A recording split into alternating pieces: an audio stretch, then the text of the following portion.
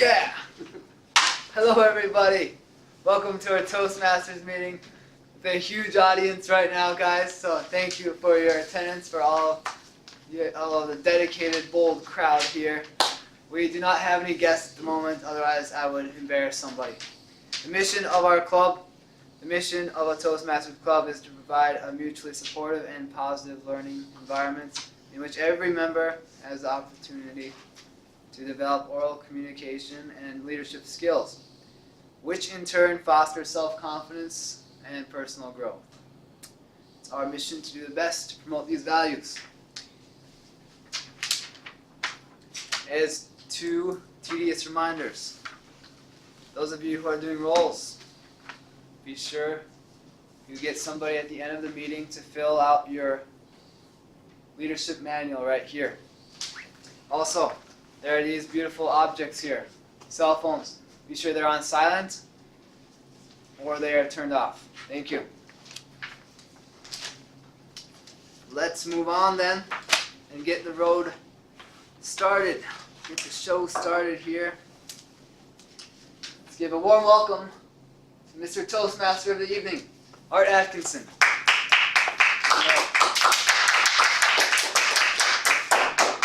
Good evening, fellow Toastmasters and viewers at home. There's a theory going around that I'm wearing a hat. This is actually a mohawk haircut. It's the best one I've ever had. See it now or wait for 3 or 4 months to see it again. My role is to provide entertainment and to keep this meeting moving tonight. Let me begin by introducing the role players. Our timer this evening is Hy-Vee Shadnawi. Hy-Vee, will you explain the role of the timer?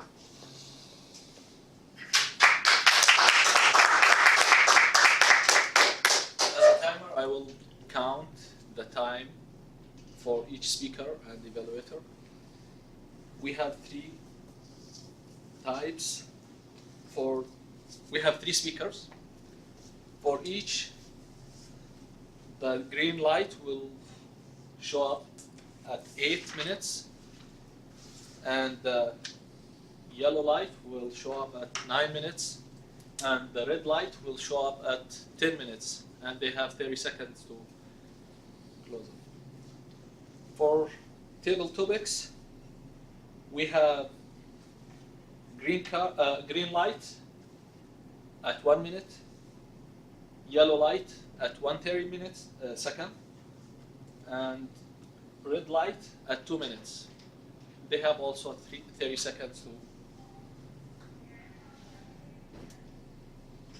For speak evaluators, we have 3 evaluators. The green light will show up at 2 minutes, and the yellow light will show up at 2 minutes 30 seconds, and the red light will show up at 3 minutes. And for the table topics evaluator,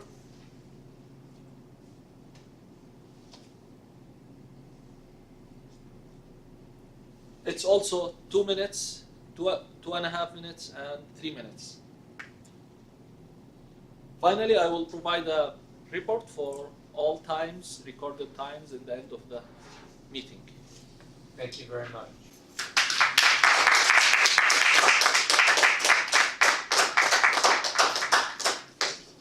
Our grammarian tonight is Dennis Gomez. Dennis, can you explain the role of the grammarian for us?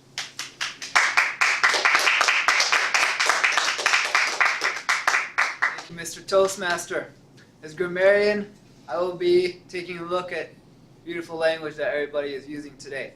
First of all, my responsibility is to listen to the language used by members during the meeting in general, make a note of any exceptionally good or bad uses of language in English or otherwise when applicable, give a report at the end of the meeting about what I've heard and observed, and I will be listening for the use of the word of the day and report this at the end of the meeting for who used it and used it well. The word of the day is Prescient. Prescient. Right on. Got it the second time. Prescient is an adjective. The definition, showing or having knowledge of events before they take place. An example given. The prescient economist was one of the few experts to see the coming financial crisis. I will be looking out for this word. I look forward to hearing all of your speeches. Thank you. Thank you, Dan. Now our ah counter tonight is Hy-Vee double timing. So Hy-Vee, would you explain us what you'll be doing as an ah counter?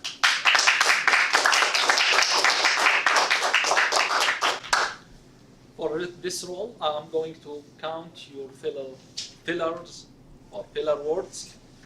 I'm like, you know, etc. And at the end of the meeting, I will provide a report for all this information. Thank you. Thank you.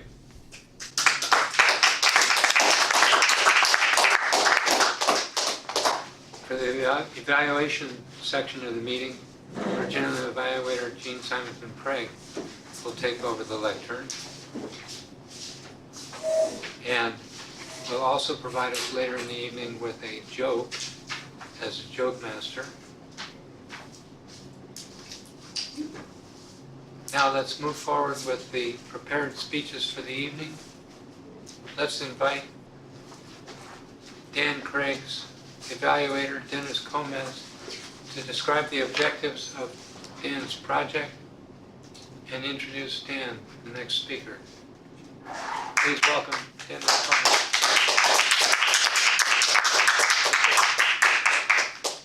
Thank you, Art.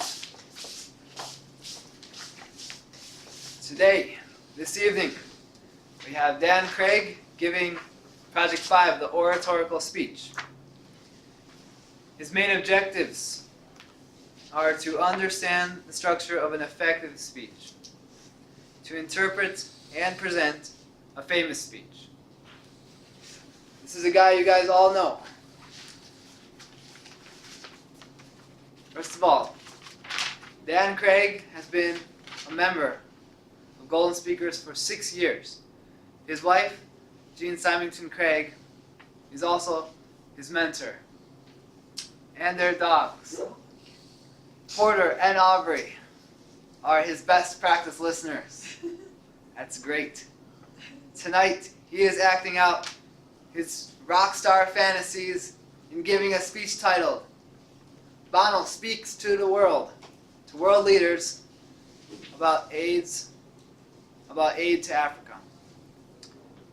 Paul David Hewson, whose stage name is Bono, he is the lead singer of U2, an Irish band that first became famous in the early 80s. They have sold 170 million albums worldwide, won 22 Grammy Awards, and were inducted into the Rock and Roll Hall of Fame in 2005. Bono is also widely known as a social activist. One of his causes has been addressing the AIDS epidemic, particularly in Africa. At the time, he delivered the keynote address to the 54th annual prayer breakfast at the Washington Hilton in 2006. The number of worldwide deaths from AIDS was at its peak. The speech was delivered to a crowd of around 3,000, including President George W. Bush, First Lady Laura Bush, various foreign dignitaries, and congressmen from both parties. Dan is presenting an edited version of Bono's keynote address, about half of the speech. Everybody, give a warm welcome to Dan Craig.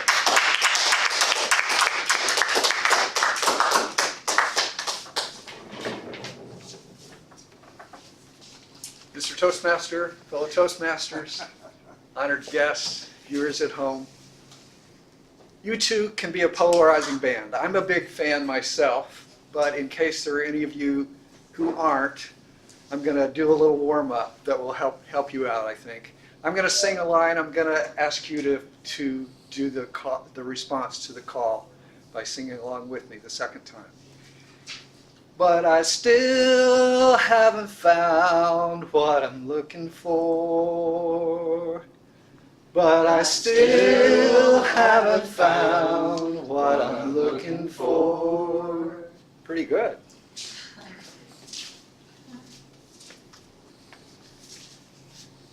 When Bono was asked at the time of this speech why he was willing to deal with the Republican administration and arch conservatives like Senator Jesse Helms from South Carolina, he said, millions of lives are being lost for the stupidest of reasons, money, and not even very much money.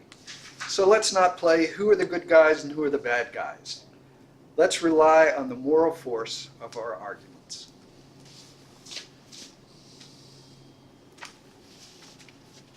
Thank you.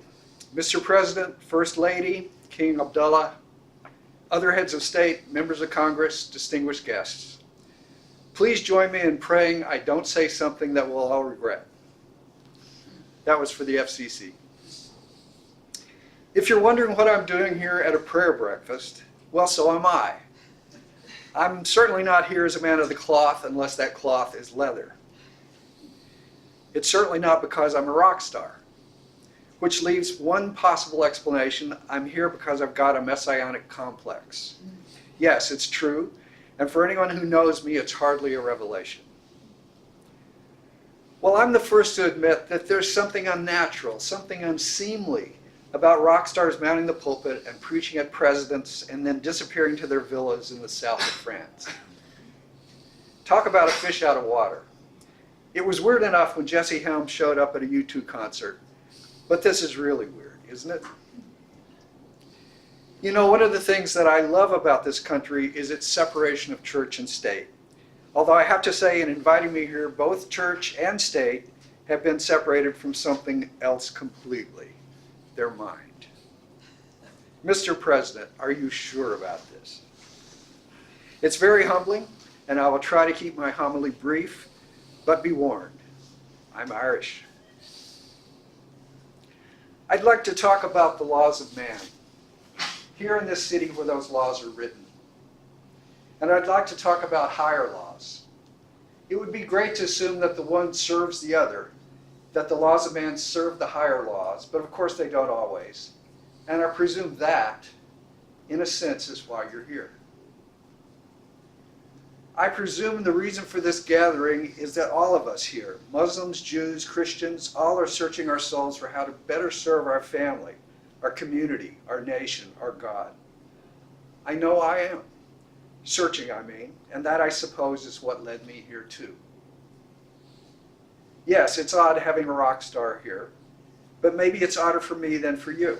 You see, I avoided religious people most of my life. Maybe it had something to do with having a father who was a Protestant and a mother who was a Catholic in a country where the line between the two was quite literally a battle line. Where the line between church and state was, well, a little blurry and hard to see. I remember how my mother used to bring us to chapel on Sundays and my father would wait outside.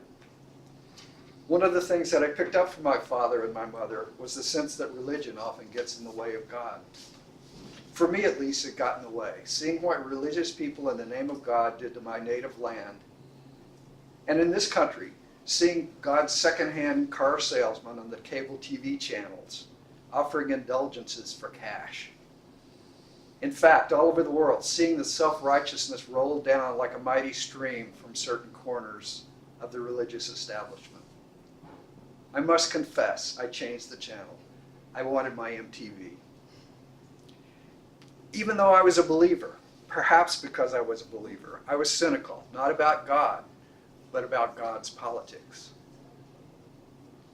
Look, whatever thoughts you have about God, who he is, or if he exists, most of us will agree that if there is a God, he has a special place for the poor. In fact, the poor is where God lives. Check Judaism, check Islam, check pretty much anyone. It's not a coincidence that in the scriptures, poverty is mentioned more than 2,100 times. It's not an accident. That's a lot of airtime, 2,100 mentions. You know, the only time Christ is judgmental is on the subject of the poor. As you have done unto the least of these, my brethren, you have done unto me. As I say, good news to the poor. Here's some good news for the president. After 9/11, we were told America would have no time for the world's poor. America would be taken up with its own problems of safety. And it's true, these are dangerous times, but America has not drawn the blinds and double locked the doors. In fact, you have doubled aid to Africa. You have tripled funding for global health. Mr. President, your emergency plan for AIDS relief and support for the Global Fund, you and Congress have put 700,000 people into life-saving antiretroviral drugs and provided 8 million bed nets to protect children from malaria. Outstanding human achievements, counterintuitive, historic. Be very, very proud. But here's the bad news. From charity to justice, the good news is yet to come. There's much more to do. There's a gigantic chasm between the scale of the emergency and the scale of the response. And finally, it's not about charity after all. It's about justice. Let me repeat that. It's not about charity. It's about justice. And that's too bad, because you're good at charity. Americans, like the Irish, are good at it. We like to give, and we give a lot, even those who can't afford it. But justice is a higher standard. Africa makes a fool of our idea of justice. It makes a farce of our idea of equality. It mocks our pieties. It doubts our concern. It questions our commitment. 6,500 Africans are still dying every day of a preventable, treatable disease for lack of drugs we can buy at any drugstore. This is not about charity. This is about justice and equality.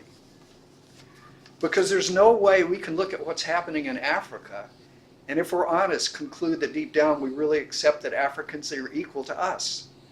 Anywhere else in the world, we wouldn't accept it. Look at what happened in Southeast Asia with the tsunami. 150,000 lives lost. In Africa, 150,000 lives are lost every month. A tsunami every month. It's a completely avoidable catastrophe. It's annoying, but justice and equality are mates, aren't they? Justice always wants to hang out with equality, and equality is a real pain. The reason I'm here, and the reason I keep coming back to Washington, is because this is a town that is proving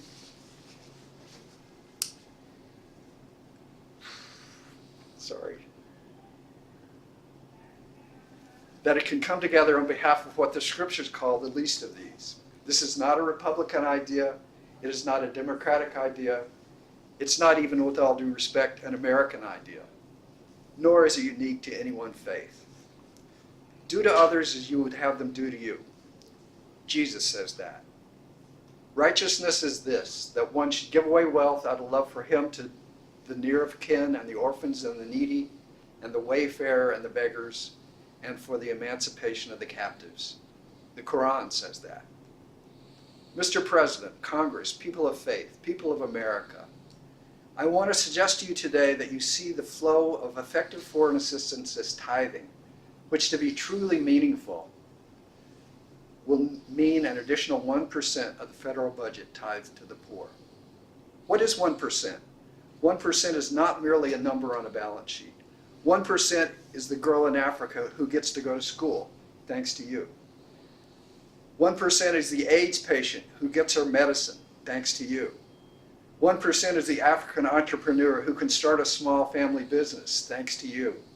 1% is not redecorating presidential palaces or money flowing down a rat hole.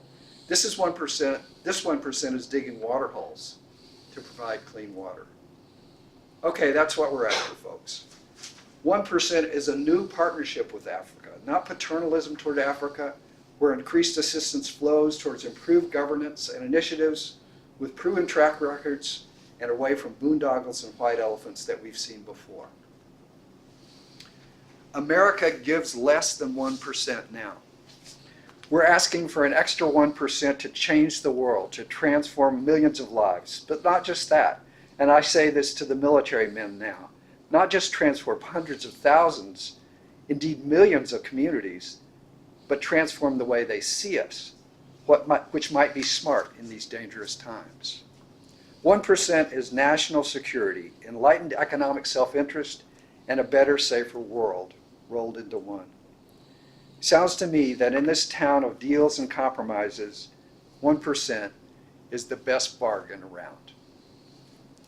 Thank you very much.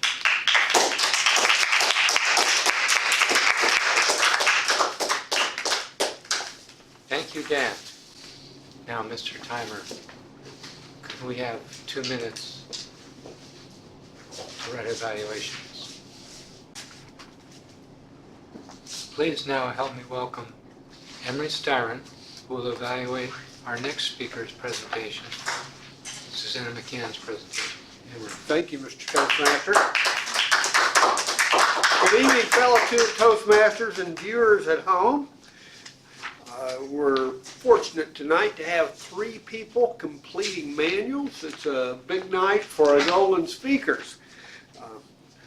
Susanna, our next speaker, is completing Project 10 of the Competent Communicators Manual. Woo-hoo! She truly is a Wonder Woman. Her objectives tonight will be to inspire the audience by appealing to noble motives and challenging the audience to achieve a higher level of beliefs or achievement. She'll also appeal to the audience's needs and emotions using stories, anecdotes, and quotes to add drama. And I should note here that her talk is focused primarily on persuading women to participate in the Wonder Woman movement, which she has begun. So put yourselves in that position as you listen to Susanna. Do I have that right? Pretty much. Yeah, okay. But at the same time, the underlying concept can certainly apply to all of us. Susanna has worked for several decades as a meditation teacher, administering meditation centers in major East Coast cities, and she's had a second career as an architectural designer and consultant. She now teaches women's empowerment workshops, and most recently workshops that help women ignite their inner Wonder Woman for resilience, protection, and personal power. Please welcome Susanna McCann. Thank you, Henry.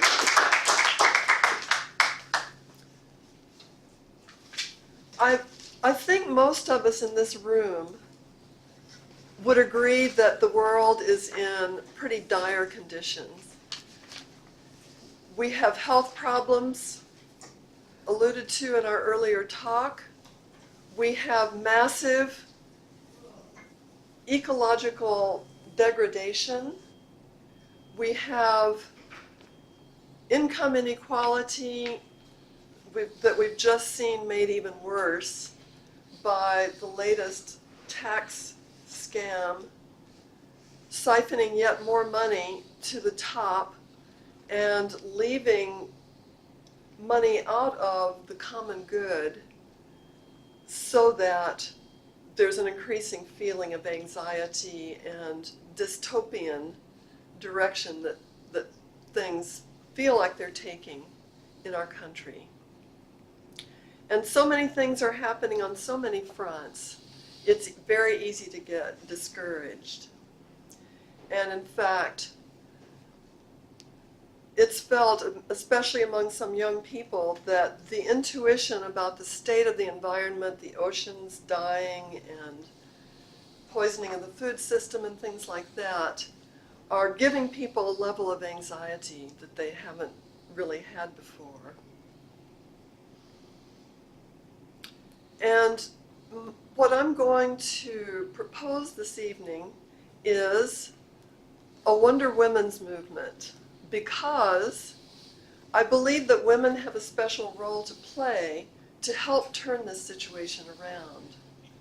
most of the problems that we have are an outcome of quite a few centuries of imbalance in sort of what we call the patriarchal culture. This is not to blame men. All of us have been caught up in this for a long time. So it's not blaming men, but we all need to work together to create a big cultural shift, a big evolutionary shift in our culture. And women have a role to play in that. You can see it if you look at all the headlines about the Me Too movement and women getting less and less patient with putting up with bad behavior on some men's parts and so forth. And so women have a special role to play. But the deeper value and the deeper vision that I have for this Wonder Woman's movement that would apply to everybody in this room, to men as well as women, is the concept of sacred activism. Activism by itself, I don't think will really work with the severity of the problems we have. When social activism is a fantastic impulse, but when it's not deep, when it's not based on very profound spiritual values, as was so eloquently spoken of by our previous speaker, people can end up being very hypocritical, not going deep enough. It just becomes a shouting fest. People aren't willing to look deeply and see where in themselves they're colluding with the various problems, and so they end up being hypocritical and just making enemies. And everybody's talking back and forth, blinded by their own blind spots and talking past each other. So we really need depth. We need a deep spiritual basis to any movement that's going to be effective in the world right now. Now, it doesn't mean, I once was involved in a church in Washington, D.C. that was organized according to what they called mission groups. Everybody was in the church, but all the members of the church were also in a mission group. And that's a small group of, say, 4, 6, 10 people, or maybe more, who had a particular vision. When someone was inspired for a vision, they'd present it to the church, see if a group gathered around them, and the group focused on community among the group, spiritual practice, prayer. They prayed for each other, they got together for Bible study or whatever worked for them spiritually. And they all worked together on an outer mission. And it was incredible what they could accomplish that way. There was one group that emptied this terrible orphanage where children were being warehoused. There were like 800 children in there in a place that was built for 400, that was understaffed, and the children were just very poorly taken care of. They literally went door to door finding foster homes for these children. And when they couldn't place children, they would eventually, some people in the group formed their own group homes and took in foster children and were totally dedicated to those children's well-being. But they couldn't have done that by themselves. They couldn't have done it in isolation as an individual. They could not have done it without that spiritual depth. Another thing they did is bought up a whole bunch of substandard housing and renovated it and rented it back out at affordable rates, and then helped the people that were renting the houses get social services when needed and things like that. Those are just 2 examples among many. So my proposal for this Wonder Women's movement is that the Wonder Women's movement would be dedicated to life, protecting life, and recreating a life-supporting culture from the wreckage of pathological patriarchal abuses. it would and could find creative ways to get out of the box, maybe using performance art in demonstrations. Maybe the Wonder Women could show up at demonstrations with their Wonder Woman costumes and do some kind of performance art that would be appropriate to that particular issue. We could also collaborate where appropriate with Indivisible and other social action groups. It would be organized around local communities of women who support each other in training for their purposes. They create community, which is very soul nourishing and very much needed in our fragmented culture, and help people with feelings of despair or whatever it is they're dealing with, and think together to come up with creative ways to work on issues that are important to the individuals and members of the group. Wonder Woman University, I already have the domain name wonderwomanu.com, could be dedicated to teaching the modalities that strengthen women for this kind of work, and also help gather and coordinate the groups, providing a forum for sharing experiences and coordinating various levels of local and expanded Wonder Woman communities. As an example of this, groups could start with local issues. For example, here in Fairfield, we have the safe meter movement. A lot of people are concerned, being aware that the human physiology is quite refined and delicate, and people have things like electromagnetic fields in the brain. The brain needs those functioning well. People need pacemakers for their hearts. The electrical system of the human body is important for health. And so people are concerned about the very, very high level of radiation going into the environment now. So, for example, the Fairfield Wonder Women could go to these meetings with their shields, protecting our families from dirty electricity. We're standing up to this, and we're for clean power. That's what we're all about. And so this kind of tapping into these archetypal forces, such as the concept of empowered women represented by Wonder Woman, can help change hearts and minds and be more effective than just talk. So I invite all of our friends to engage in some form of sacred activism, and I invite the women of Fairfield especially to form a core of women in community for the Wonder Woman's movement. Thank you very much.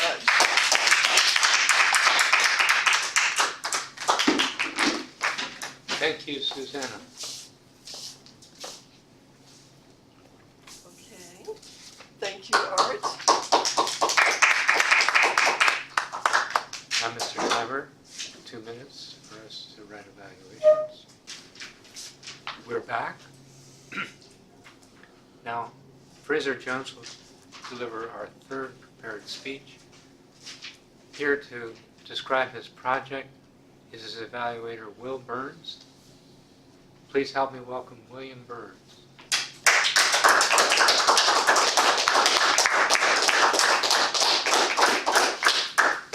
Thank you, Art. Fraser is doing project number 10 out of the Competent Communicator Manual. His objectives: to inspire the audience by appealing to noble motives and challenging them to achieve a higher level of belief or achievement. To appeal to our needs and emotions using stories, anecdotes, and quotes to add drama. And to try to avoid using notes. Fraser Jones hails from the natural island of Dominica. He was an avid electronics enthusiast and started an electronic club in high school where he taught for 1 year before going to college. He then graduated as a civil engineer from the University of the West Indies and worked in that field for 8 years in Dominica. When it was time for a change, he joined us here and pursued a MS in computer science at MUM in 1988. Please join me in warmly welcoming Fraser Jones towards a bright future.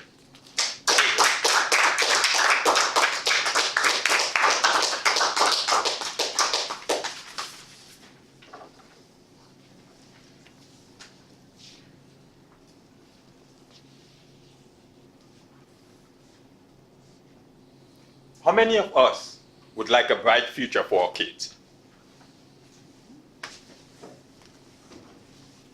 Mr. Toastmaster, fellow members, viewers at home, we all want a bright future for our kids.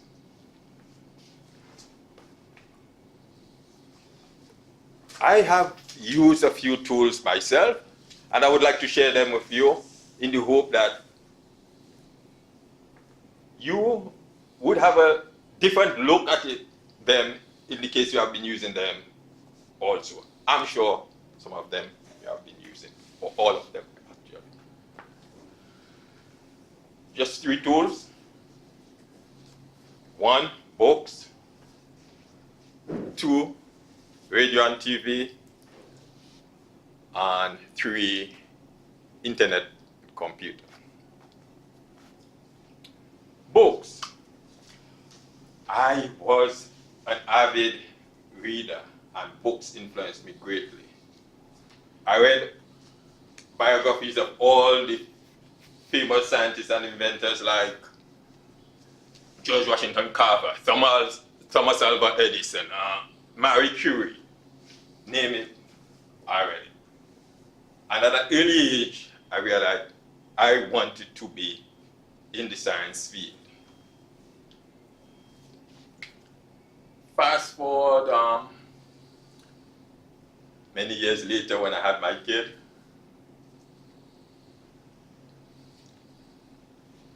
I made available both early learning literature in all fields, and she was taken up by maths. She would go everywhere with her maths book. Any long trip we're on, she's doing maths. Now, she is pursuing a PhD in mathematics at Rutgers.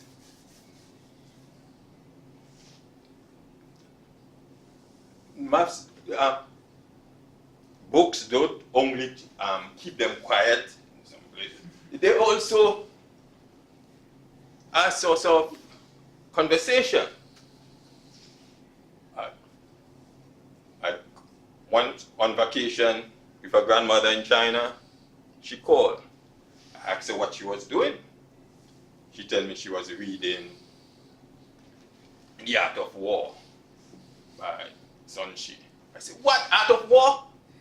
That's what they're using in MBA programs to teach business practices. She then started going over all the elements, rattling them off, and we started discussing how they could be used in business.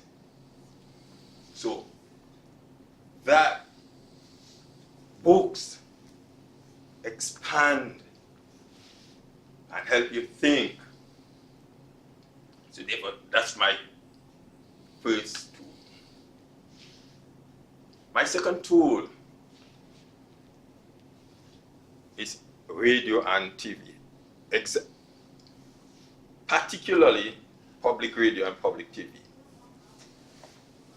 That's where I found out what books to buy, because public radio, public TV, they discuss the latest and all the best things for kids. And also that way I had learned about, I heard about Art of War. I never went to business school. So, and public TV is incredible because the programs there have been developed by basically top educators, and they know what works for kids. Have you looked at Sesame Street? I mean, it is fun, and the kids learn. They actually learn all the things to make them good citizens. They learn compassion, respect, everything you need for being a good citizen, which will lead you to have a bright future.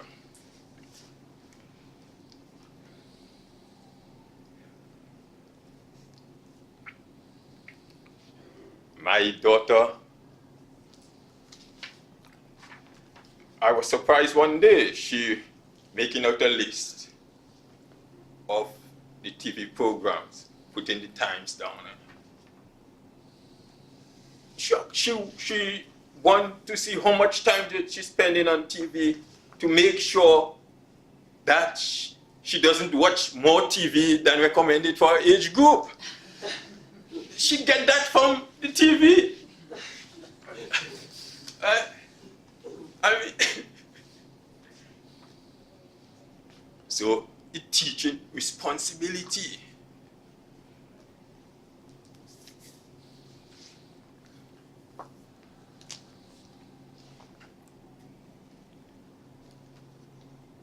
Then let's move on to the internet and computers. You know, kids, young kids, big girls, they like to play with dolls. And, well, she wanted to know name them. So she asked me, yeah, what's a baby name beginning with, a boy name beginning with Z and have an A in it? All kind of things you could think of.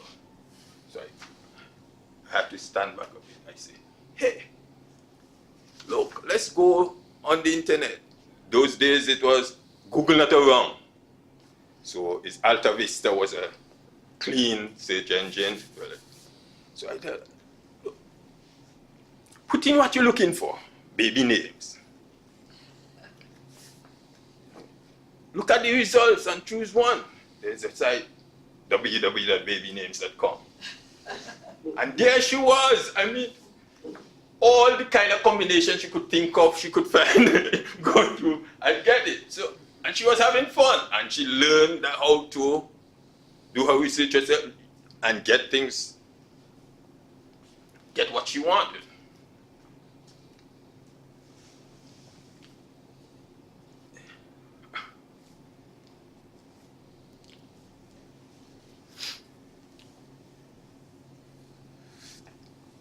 But the internet is not just to consume, go and find things and so on. You can also use it to create, and that's where programming comes in. You might say programming. I don't want my kid might not want to be a computer programmer.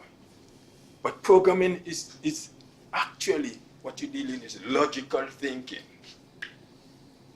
And you will agree that in this day and age, we need logical thinkers.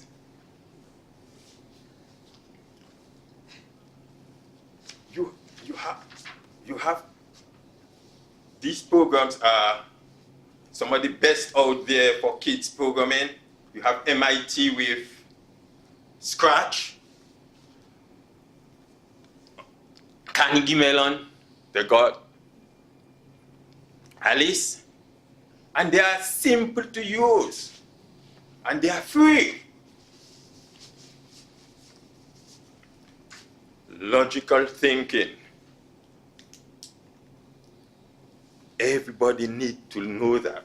I mean, what you would want in the future, when your kid got a problem, to step forward and logically disassemble it and then bring it back and bam, you have a solution. Or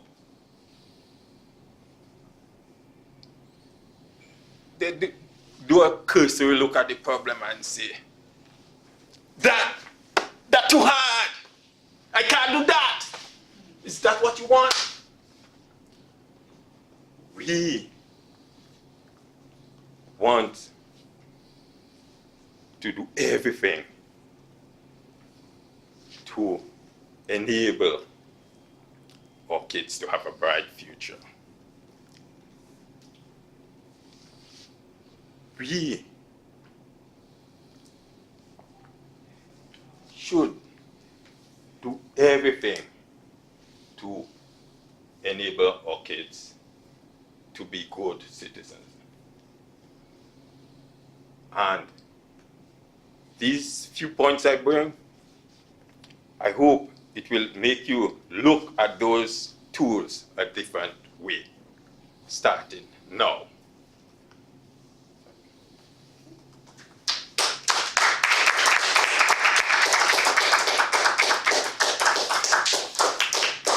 Thank you, Fraser. Now, Mr. Timer, if we could have 2 minutos for evaluation. We're back. Now, I would like to invite our general evaluator, Jean Symington Craig, to conduct the next portion of the meeting focused on evaluation. Thank you. Thank you.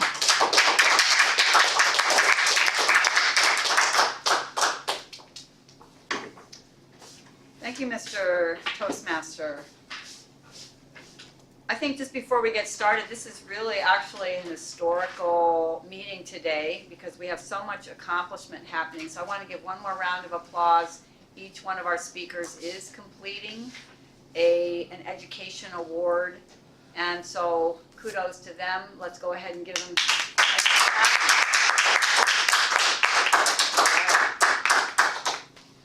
our first evaluator, and evaluation has to do with someone giving some comments on both the, I'm having my prompter say that before we do that, we do need to decide on our best speaker for the evening. And Mr. Timer, could you just tell us which speakers qualified? Susanna and Fraser are Qualified. Okay, great. So you have your little slip of paper. You can mark on the best speaker, Susanna or Fraser, for best speaker. Do you need one, Emery? All right. Good. Thank you for that reminder that we did need to vote on our speakers. Now we're ready to get into evaluation. Our first speaker was Dan Craig, and his evaluator is Dennis Gomez. Please help me warmly welcome Dennis.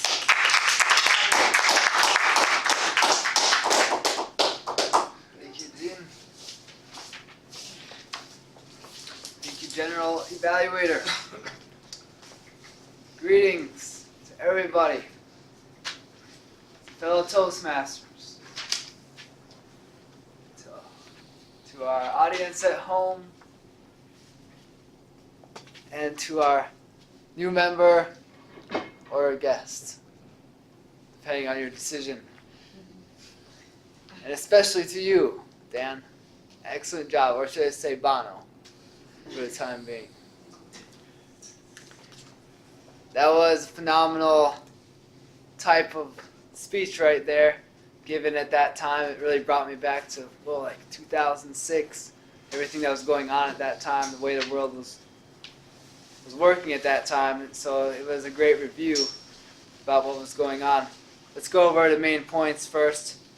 So I'll just talk about the manual really quick, and then I'll get to what I have off the top of my head as thoughts. Did the speaker original speaker intelligently, significantly, and with adequate feeling. Sorry about that. Yes, I think that Dan definitely did show a lot of intelligent facts that Bono had said in that speech, and the way he presented them was very clear with his voice. He has a very strong, Dan has a very strong point, strong skill when it comes to being able to present facts with clear enunciation.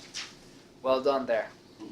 And also, Bono's speech that Dan portrayed had also that blended medley of pathos and ethos to appeal to the audience. So you get everybody feeling good and feeling the emotion of what's needed at the time. Was the speaker comfortable with the speech? For the most part, yes.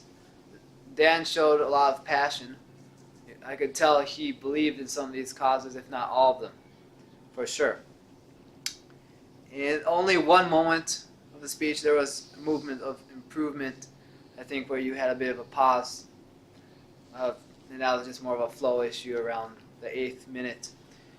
How did the speaker establish rapport with the audience? Did the speaker address the audience, not the book? Absolutely.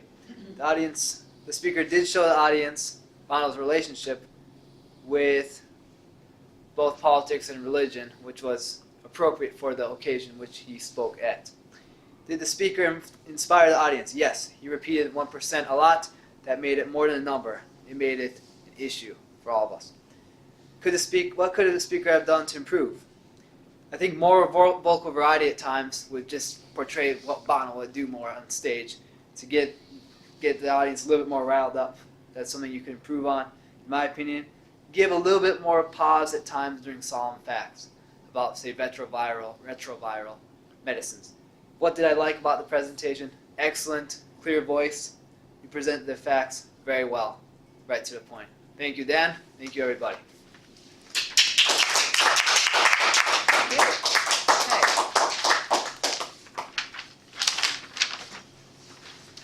Our next evaluator is Emery Styron, who will be evaluating Susanna's, or should we call her Wonder Woman's, speech. Thank you. Thank you. Okay. Good evening again, fellow Toastmasters, guest Veda, and our viewers at home, and especially you, Susanna. Congratulations on completing speech number 10. That's a significant step on your Toastmasters journey, and I have enjoyed every speech you've given, including this one. I'm going to go through the checklist here in the manual and address each topic. And I'll start at the top. Was the speech topic relevant to the occasion selected? Yes, it called for an inspirational speech that motivated the audience to appeal to noble motives and to achieve a higher level of belief for achievement, and the call to to join the Wonder Woman movement was certainly that. Did the speaker understand and express the feelings and needs of the audience? I rated you as satisfactory on this. I feel like your opening, while it was good in that it tied to current events, potentially a little bit divisive in an inspirational speech, depending on the makeup of your audience. I mean, certainly tied to the uncertainty and anxiety you were all feeling, but you get a little further into the tax bill, you know, it could just turn some people away at a time when you're trying to bring people together. Was the speaker forceful, confident, and positive? Of course you were. Very strong and positive in that way. Did you effectively use stories, anecdotes, and quotes to help convey the message? You had an anecdote about a church in Washington, D.C. you belonged to, and the mission groups and the orphanage project. That's the main anecdote that I noted. Did you use strong, vivid mental images? At times. I like that term, sacred activism. That was a good, punchy quote. And then the phrase in the electricity protest, protecting our families from dirty electricity. That's a memorable phrase, and we need those in our speeches to stick in the audience's mind when they go home. Use of body language to enhance the message, particularly at the end. Your shield and your lightning bolt and your stance was very effective. Did the speech uplift the audience and motivate them as the speaker intended? I don't rank you at the top on this, Susanna. I felt like you got a little bogged down in some of the verbiage and maybe a little too long on the church experience. And we didn't get this fleshing out of the resilience, the protection, and the personal power of the Wonder Woman movement. So I'd like to see the speech a little more grounded in concrete and specific terms, and maybe something about the recent movie, the Amazons in Greek mythology, where I think this is really rooted, would help us get our minds around it a little better. But still, as all your Wonder Woman talks have been, energizing, exciting, and just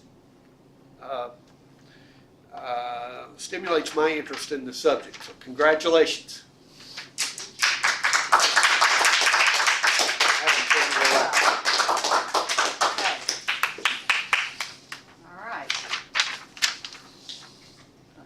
Our final evaluator for our final speaker, Fraser Jones. Please help me warmly welcome Will Burns to the room.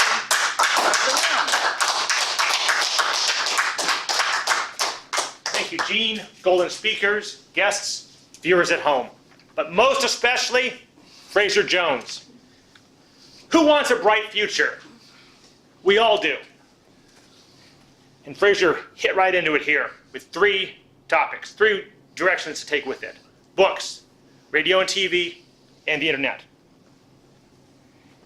But that leads into my first suggestion, which is that before this speech, you gave me permission to cut the intro a little bit. So I did.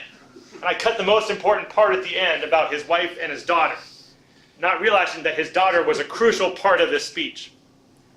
So be very careful about giving me that kind of permission, Fraser. If I'd known, I would not have cut that part in the intro. But Fraser has a great natural style. For example, when he's talking about the books, you name it, I read it. Or Sesame Street, it's fun. He really conveyed just this sort of, he made it personable and approachable without making it casual. That was my feeling about this speech. To make it even more professional and to make it easier to understand these 3 points, I would suggest using location. Particularly on a speech like this, the 1, 2, 3 speech, where you have 3 points. Point 1, talking about books. Smoothly transition. And now, you know what? Radio and TV, that's Sesame Street. It's how we learn now, today. But really, the internet is where it's at. That's where we're going to be here. But you used a bunch of personal stories about yourself and your daughter. I thought it was a really good touch. And you never really, you were speaking, but you almost showed us more than told. You did the show but not tell. I don't recall you ever saying, my daughter was a really good learner. You just conveyed that through her always reading the map, by going on to Alta Vista and popping, in all the baby names, and just conveying her interest in learning.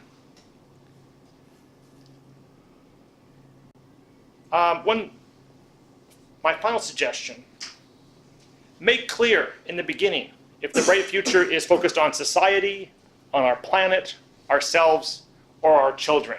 I wasn't sure right at the start, so you could perhaps ask, who wants a bright future for our children? Help focus us down. So, Fraser, my suggestions. Make sure that you protect that intro to the best of your ability. Use locations from here. And clarify that it's a bright future for our children. But you, sir, inspired me to redouble the learning and the fun that I share with my nephew. You warmed my heart, and you lit the path to our brighter future. Thank you, Fraser.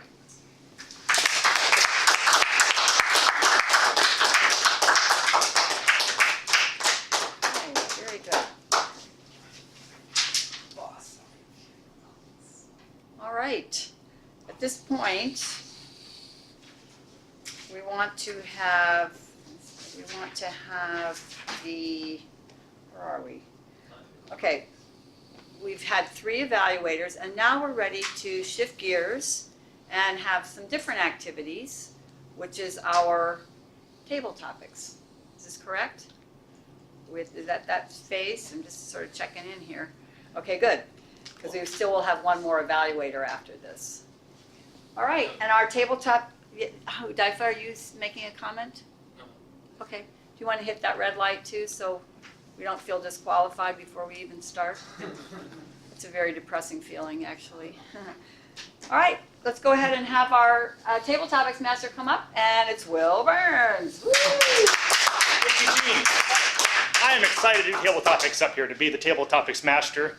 However, we are running kind of a little bit behind the 8 ball here, behind the clock. So, does anybody have any questions about how table topics are run?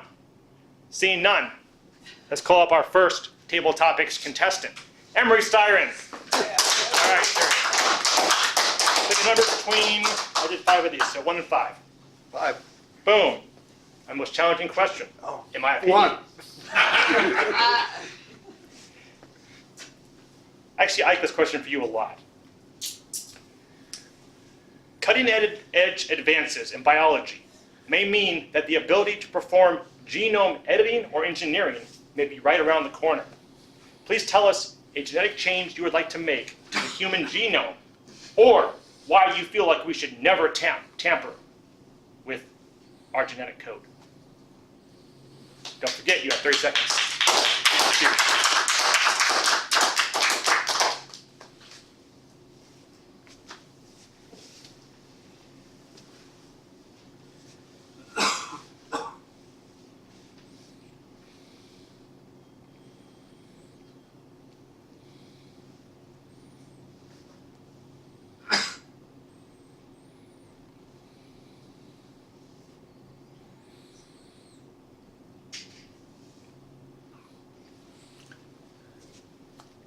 Fellow Toastmasters, guests, viewers at home, once again I stand before you.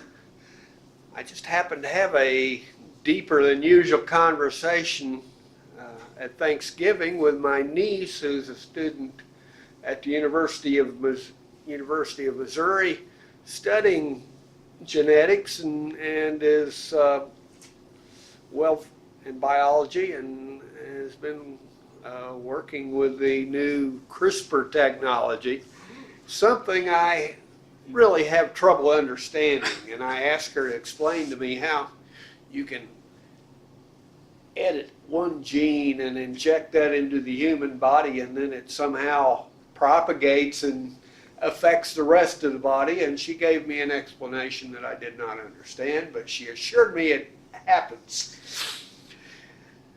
But to get to the question of what I would change, I'm a cynic. I do not have faith in human wisdom to do better than what's done. I see wonderful potential in genetic technology to help us with things like Parkinson's disease and cerebral palsy and all kinds of ailments. But as far as some universal change in the human genome.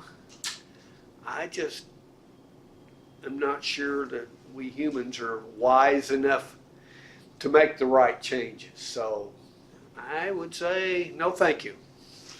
Mr. Toastmaster. Emery, thank you, sir.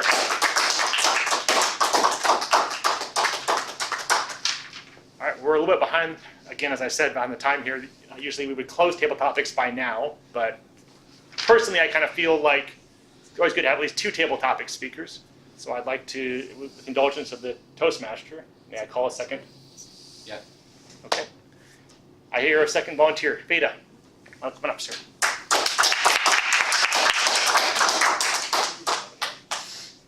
Okay, pick a number between 1 and 4, please. 4.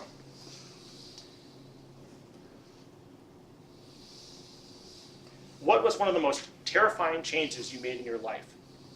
How did you find the courage to make it?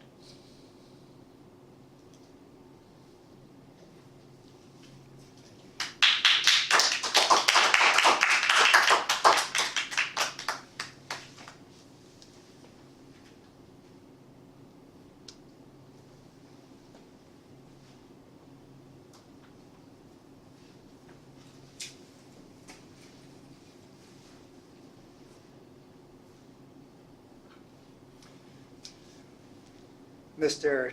Topic Master, viewers at home, and myself, the guest.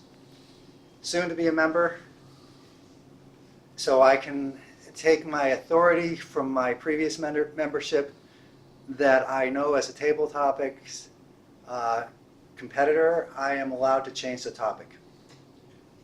It's a written rule, and I am going to take advantage of my previous experience because I can't think of a change that I've made that's been terrifying. Following my last week's topic, I am an out-of-the-box person. I was born out of the box, and my whole life has been a series of terrifying leaps into uncertainty. In fact, I've lived my life completely in uncertainty, so I have not made a change towards uncertainty.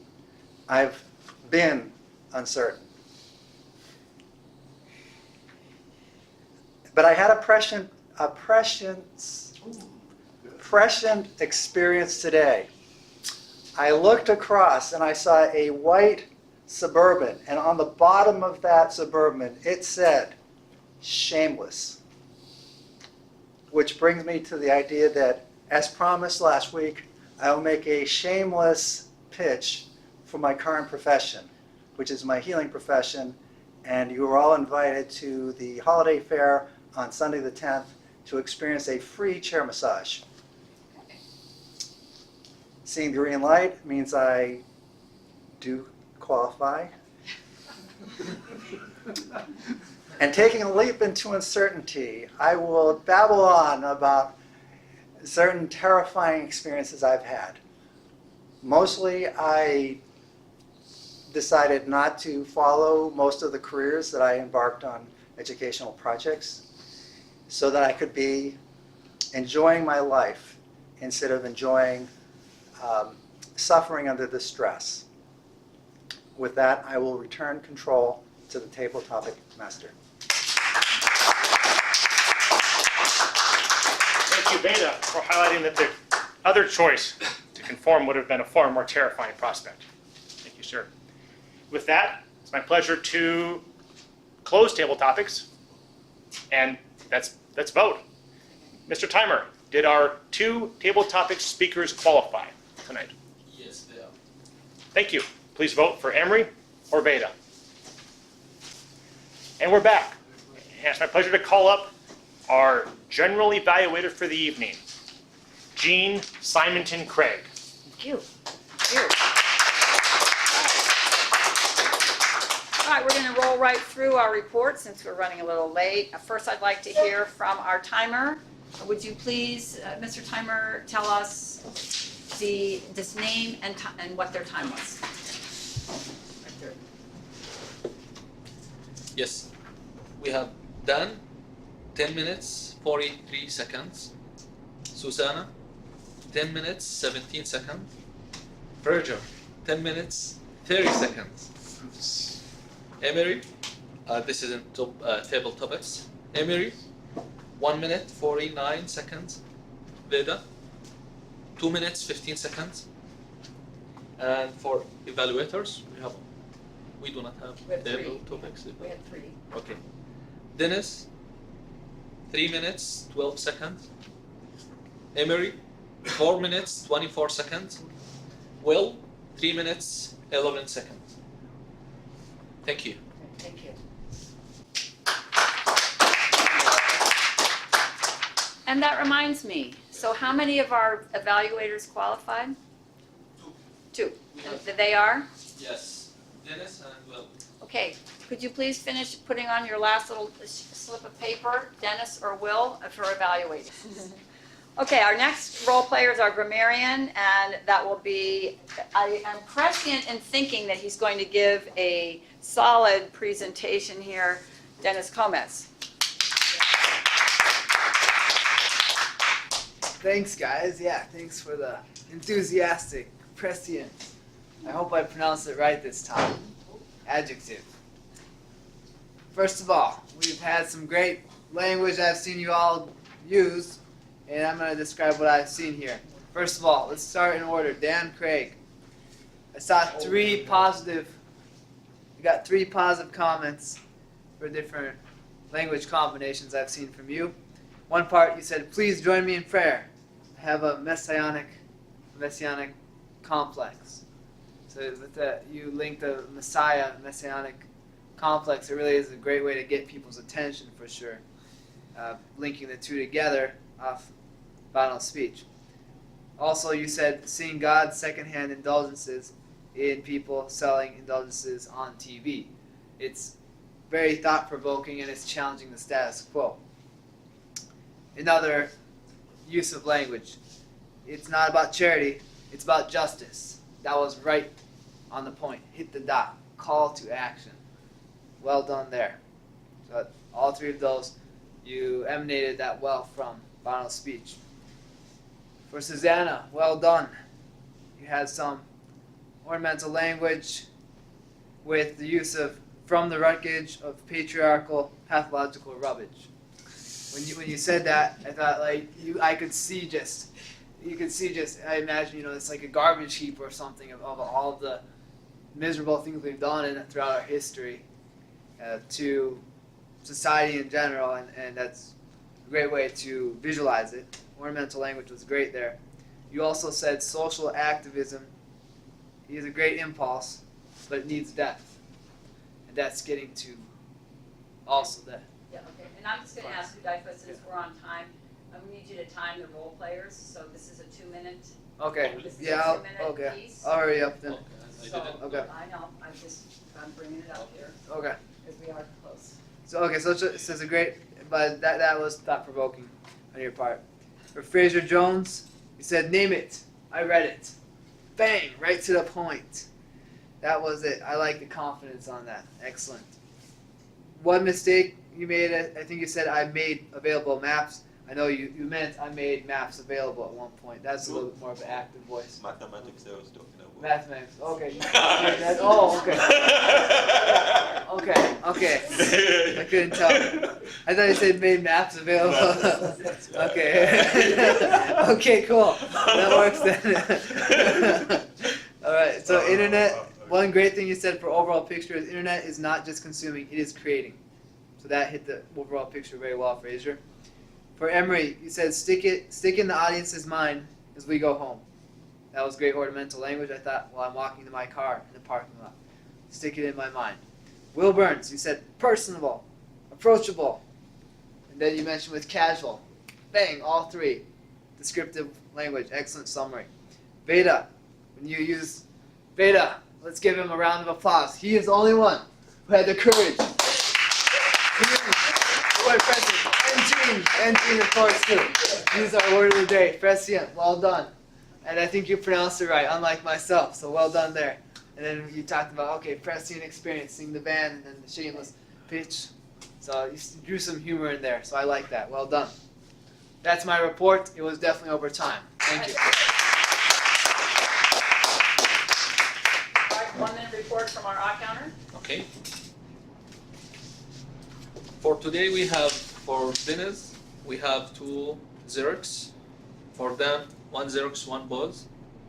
For Emery, a lot of 5 2 and 3 Xerox.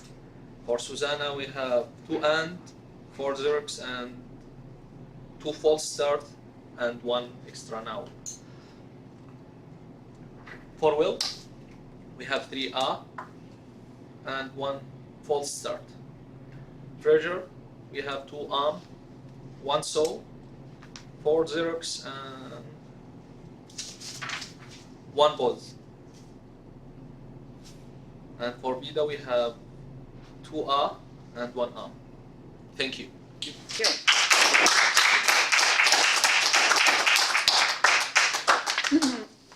Since I'm the joke master, and I'm also the general evaluator, let's see, joke or general evaluator's report. I think I'm gonna toss the joke. You know, if you want, we can do it next week, because I really want to do the general evaluator report really quickly. Okay, so just a little bit of a loss there. It's a good joke. Evaluating the evaluator. I mean, I'm serious. It's a good one. But anyway, Dennis, evaluating Dan, used the positives. He used the manual objectives, which allows the audience to understand what it is, or what the specific project requirements are. And he gave specific references in Dan's presentations and linked those to the objectives. So we could understand the objective, how Dan met them. And he also gave a couple suggestions where he felt that the objective wasn't quite as fulfilled, and that was using the more vocal variety, and also pauses. My suggestion to Dennis, just it's a new thing. You only have 2 to 3 minutes to get your feedback to your speaker. You really want to focus as much as possible on the speaker. So I felt that there was a little bit of extra time getting into it at the beginning, and that's all time that you could have used to get more information to your speaker. So you just want to get right into it. Be friendly, make a good comment, but don't get lost in the introduction part of it. Emery, so he did use the manual objectives. He gave specific examples of how Susanna used her speech content to fulfill those objectives. And he mentioned the catchy slogan that could be used to motivate people, because she's trying to inspire. Emery also gave very good suggestions don't be too divisive on the tax bill specifics, but don't get me started on that, by the way. It could turn people away. More response, more grounded in specific terminology to better make the point. So he gave some good feedback. I didn't actually have a suggestion for Emery at the moment. I thought it was maybe a little more positive in the evaluation could have had the effect of a little more building up for Susanna. And we need Wonder Women to be built up. I mean, that's just goes without saying, right? Although Wonder Women are built up internally, so they can take it. All right, so pick whichever way you want to go on that one. And then finally, Will doing Fraser. Okay, so Will did what I would call a general evaluation. So he gave very good comments on the structure, the points. He gave strong points, stories, examples, and also reflected energy and enthusiasm, that he did really like that speech, and he was just in there with that. And he gave good suggestions. So he gave that staging, which is something I had too. It's really good. More definition on what the bright future means, for who, for what. Although he did say bright future for children, because I remember sitting there thinking, kids. Kids? So goats? Are we talking goats? He said it's a bright future for your kids. Kids. For your kids. I missed that, so that's on me. Okay, because I remember thinking, Yeah. well, I don't relate to that because I have dogs. I don't have kids. But anyway, but that's good. That was good. And then also protecting the intro, which was kind of funny and humorous, and the intro really sets a person up, and if there's something missing, you're kind of struggling. Again, my suggestion to Will, it's a very helpful general evaluation, but it's an audience member. I didn't get this feedback on the speaker's degree of success in meeting the specific project number 10 speech requirements that I would have gotten if I had the manual, even though we had heard them from Susanna, but still, it's just that how well did Fraser meet those objectives? So I always want to emphasize that. A general evaluation is a very good piece to use for competitions, and it's useful. I mean, you can go with that, but you want to make sure in these manual projects that you identify and connect presentation to specifics. All right. Specific objectives. All right, I think that's it. Thank you very much. Hold that on the joke, and I'll call back our Toastmasters so we can get out of here. Thank you.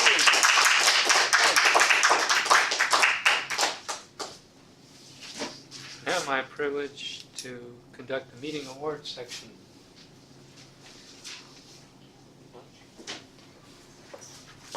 So practice your drum rolls for a second, folks. Woo! Do you have all your numbers? Well, I'll demonstrate my presence Okay. to the best evaluator of the evening. Let me double check. Oh, Oscar won it. Oscar won it. Yes, it is, indeed. It's Will Byrne.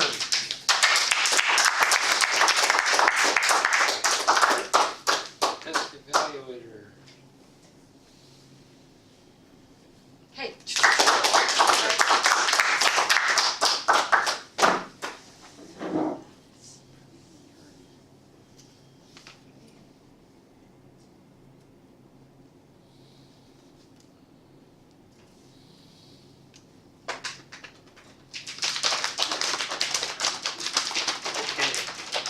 My prescient wrote down for the best table topic speaker of the evening, Emery Skyron.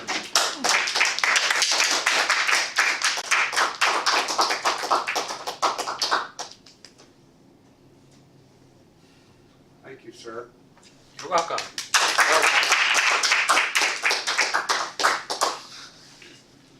For completing project number 10, inspire your audience, Susanna McCann, please come forward.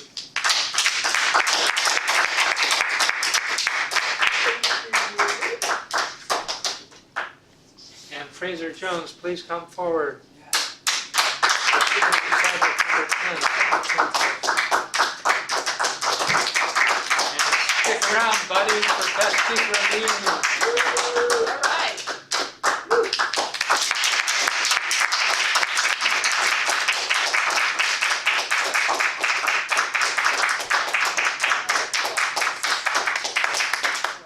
As Jean said, this is a red letter evening. 2 completions in one evening. 3. Oh, and that was Three. number 5 in a manual. Fantastic. Yeah. 3 completions of educational awards. Yep.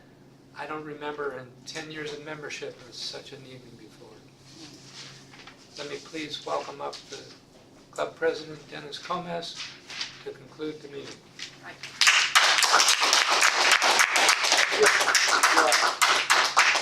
Let me grab my mobile. Oh, it's all good. Thank you, Mr. Toastmaster. I'll put the podium here to assert authority temporarily. Let's give a warm welcome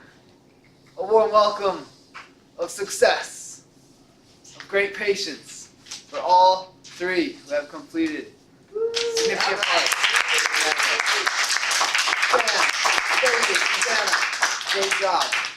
A lot of success tonight, so well done on all that. Great qualifications, you guys worked hard. And we're glad to have you over. Veda, what did you think about the meeting? And what are your thoughts?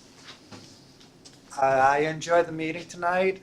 My recent change of profession has allowed me to be having the flexibility to join this evening. So I thank you all, and I look forward to it.